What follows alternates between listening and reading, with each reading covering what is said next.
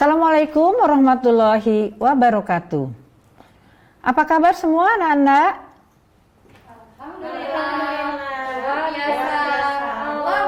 Oke, terima kasih kalau kalian dalam keadaan sehat-sehat saja. Pada kesempatan ini bersama saya Lilis Tiasi dari SMA Negeri 25 Bandung. Kita akan mempelajari bioteknologi part 1.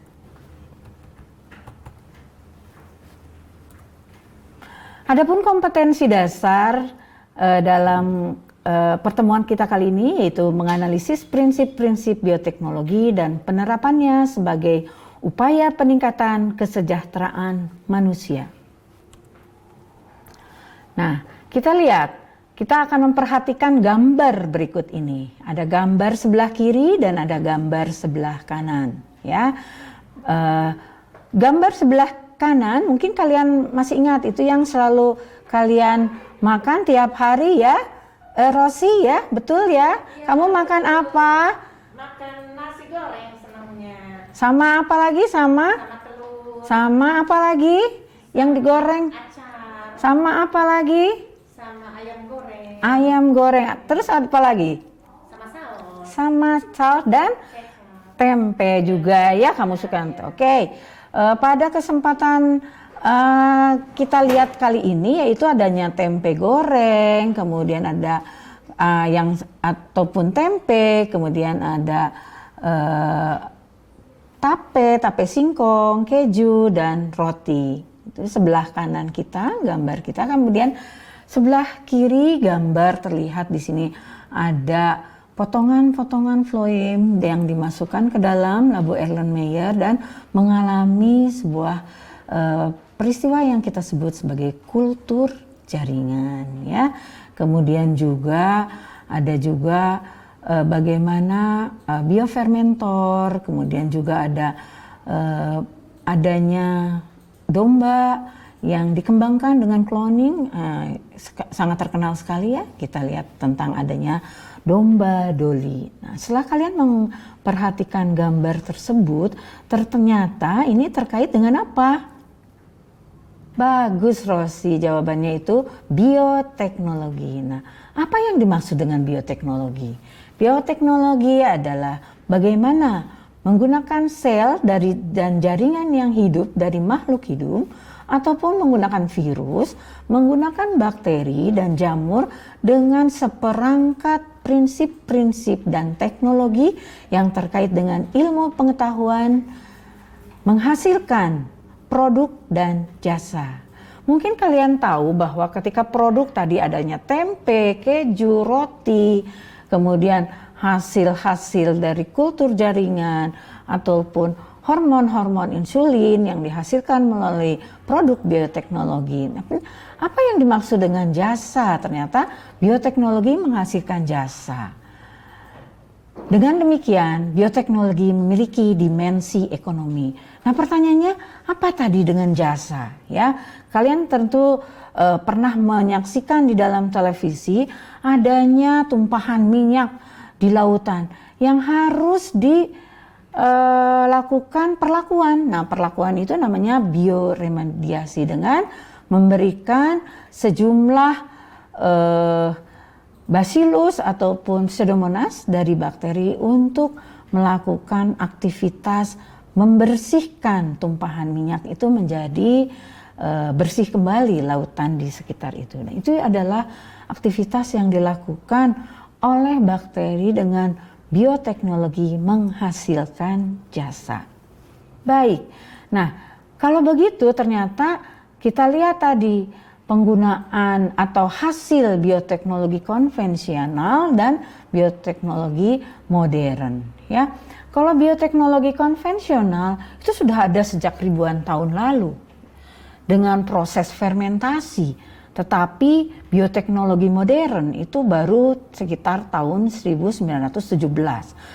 Teknologi yang digunakan untuk itu biasanya hanya sederhana, sementara yang modern menggunakan teknologi rekayasa genetika yang bersumber dari cangkok gen, cangkok inti. ya. Kemudian instrumen yang digunakannya lebih sederhana kalau untuk konvensional. Sementara yang modern peralatannya canggih, rumit, dan orang-orangnya harus memiliki kompetensi atau keahlian yang setara atau signifikan untuk itu, ya. Bagaimana dengan biaya? Untuk bioteknologi konvensional relatif murah. Membuat produk tempe tidak semahal membuat hormon, insulin, ataupun vaksin yang dihasilkan secara rekayasa genetik tadi, ya.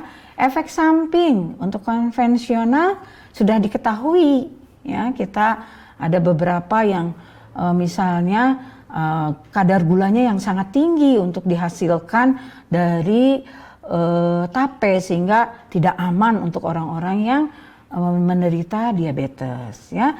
Untuk yang modern belum diketahui karena itu diperlukan sampel penelitian. Dan untuk bioteknologi konvensional waktu pengembangannya relatif lama, ya. Kalau modern relatif cepat. Namun untuk bagaimana perbaikan genetiknya terarah, yang modern, ya, bisa menghasilkan juga sifat organisme baru, bisa mengatasi masalah kesesuaian genetik, bisa diproduksi dalam jumlah massal, efektif dan efisien, dan harus menggunakan prinsip-prinsip dasar ilmiah. Baik, nah kalau kita kaitkan dengan pembelajaran kita kali ini, bagaimana dengan apa yang terjadi saat ini, yaitu COVID-19, ya. Kita lihat ternyata pada saat ini kita sudah mendapatkan vaksin. Alhamdulillah sudah ditemukan vaksin, dan dalam keadaan sekarang ini sudah ada yang diberi pemberian vaksin untuk orang-orang yang berada di garis depan dalam penanganan COVID-19 ini. Nah, jenis vaksin ini ada vaksin yang hidup, live attenuate, ya, misalnya untuk polio, campak, demam kuning itu diberikan vaksin yang dalam keadaan hidup tetapi sudah dilemahkan daya virulensinya. Ada lagi yaitu antigen yang telah dimurnikan. Jadi vaksin isi subunit antigen. Waktu ini kalian pasti ingat subunit itu protein, ya. Antigen yang telah dimurnikan misalnya pertussis, hemophilus influenza tipe B, pneumokokal, ya. Kemudian ada vaksin yang sudah dimatikan, inactive atau killed antigen, ya. Misalnya vaksin pertussis utuh dan inaktif poliovirus, ya. Kemudian vaksin isinya toksoid, ya, untuk tetanus dan difteri. Jadi toksin yang telah diinaktivasi, sehingga vaksin-vaksin ini diberikan insya Allah dalam keadaan yang aman. Nah, bagaimana proses pembuatan vaksin bila kita hubungkan dengan bioteknologi ini, ya? Kita bisa melihat bahwa proses pembuatan vaksin dimulai dengan mengumpulkan virus ataupun dalam hal ini karena ada penggunaan virus dan bakteri, nanti kita kenali di dalam part 2. Kemudian ada kultivasi, kemudian ada harvest, menanam, purification, peeling, dan packaging, ya. Jadi ada mengumpulkan kuman dalam wadah yang disimpan dalam suhu 70 derajat Celcius, kemudian menumbuhkan bakteri atau virus dengan tambahan enzim tripsin, dan kemudian harvest, memanen saat bakteri atau virus sudah memenuhi standar. Kemudian inactivation, yaitu memodifikasi vaksin dari toksin racun yang sudah tidak berbahaya. Kemudian untuk purification, dicuci dan dimurnikan sehingga enzim tripsinnya kembali luruh. Kemudian preservation atau diawetkan, kemudian dicatat, diarsipkan, lalu dikemas dalam proses filling and packaging. Nah, kalau kita lihat dalam gambaran virus yang akan dibuat menjadi vaksin, kita bisa melihat ini terkait dengan prinsip-prinsip bioteknologi, ya. bagaimana virus diambil DNA virusnya, kemudian lapisan protein gennya dimasukkan ke dalam plasmid, yaitu DNA ekstra kromosomal, DNA di luar kromosom, sehingga di dalam plasmid sudah terkandung lapisan protein virus dan kemudian diperbanyak.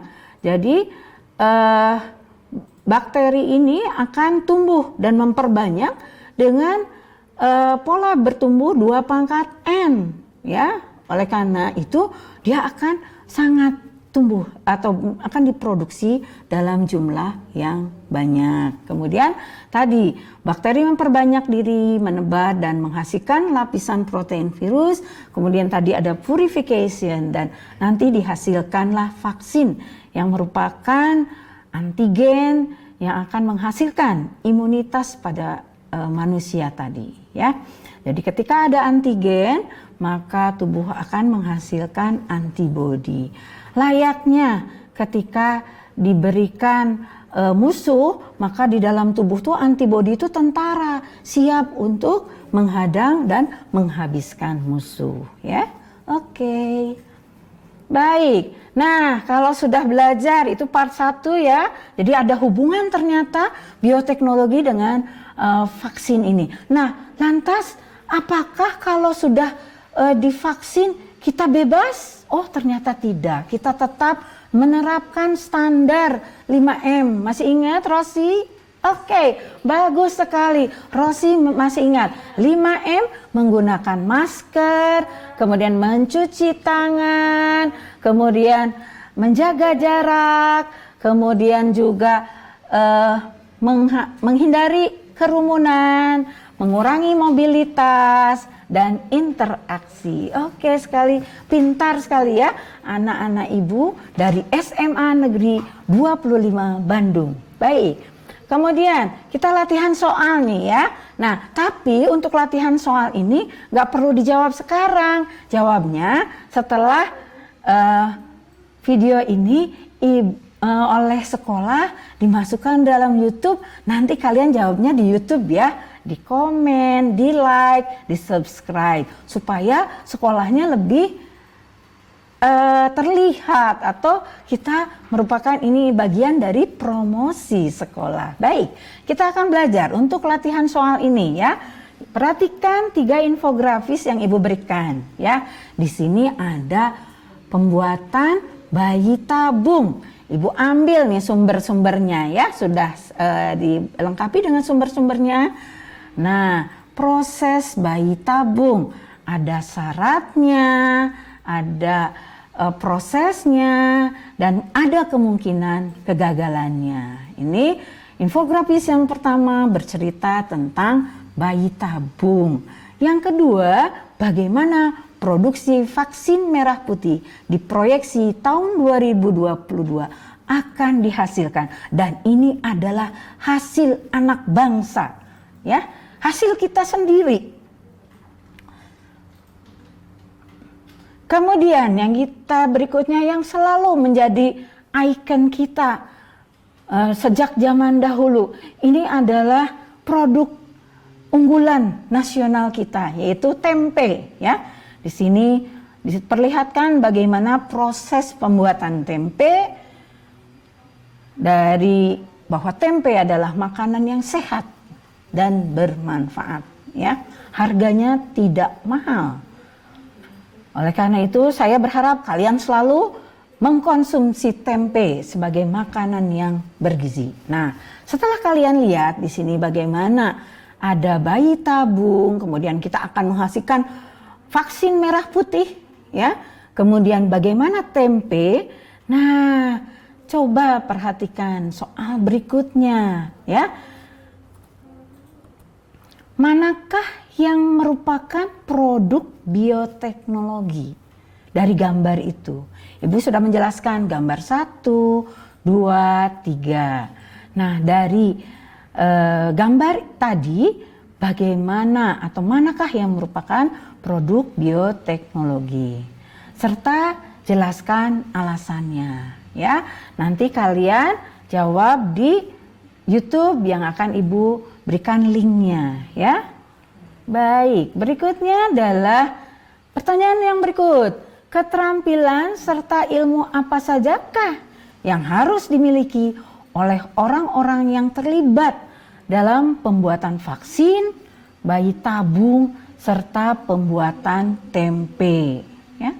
Pembuatan tempe ternyata perlu keterampilan dan ilmu. Ya, meskipun dia termasuk dalam tadi bioteknologi konvensional. Kamu harus menjelaskan keterampilan dan ilmu apa yang harus dimiliki. Ya, mudah-mudahan kalian bisa mengerjakan soal ini karena soal ini bukan soal yang teramat sulit, tetapi harus difikirkan juga ya.